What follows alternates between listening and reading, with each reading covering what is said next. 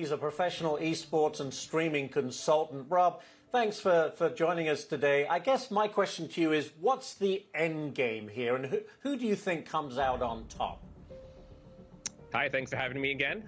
Well, you know, Epic CEO Tim Sweeney has been, this is kind of a personal thing for him. He's been a huge advocate against Apple's mobile app store, and now he's mobilizing his company and the biggest game they have, Fortnite, to try to make things fair for what he says is all developers around the world. I mean, Fortnite as a game is one of the first and only games in the world to have crossplay between both consoles, including Sony PlayStation and Microsoft Xbox, along with phones. And so his way of looking at technology and the internet is a lot of to have open platforms. Apple notoriously is one of the most closed platforms in the world. You can't create another app store on the mobile platform like you can on Google and Android, which is why Tim and Epic isn't going as hard at them as they are at Apple. So this is actually pretty serious for him as a personal matter, to try to make it for all developers out there to not have to go all the ways by Apple's rules.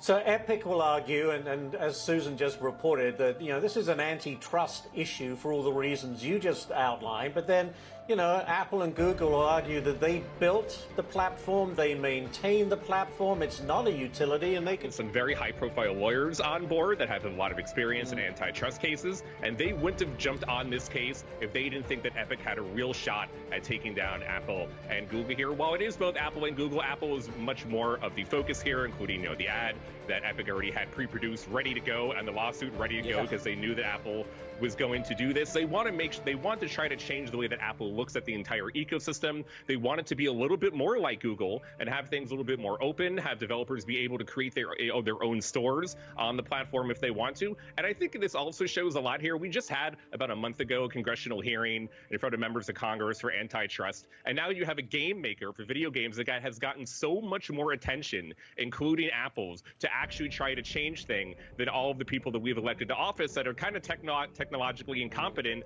at knowing the internet. And you have a game maker here that's able to move push the conversation forward a lot further than even Congress is able to. I actually think Epic has a real shot at making a big change here, and not just Apple, but on Google's App Store as well. Yeah, I got 20 seconds, Rob, but the repercussions if Apple loses are significant, are they not? Especially monetarily. I mean, look, Apple is still a $1 trillion company. They're still like top 5 most companies valued in the world. This isn't really a David versus Goliath. This is more like a small Goliath versus a huge mammoth. I think most people are still rooting for Epic to win this. All right. Well, it's going to be interesting to follow. Rob Breslow, thank you so much, Rob, for joining us again on Barney & Company. Great stuff. Go tweeted, he tweeted, need a trio, preferably 2 mouse and keyboard players, and some guy added @Clix and @YoungCalc. Big Clix, let's go. Let's go. Clix, Calc, that's nuts. Just the whole road.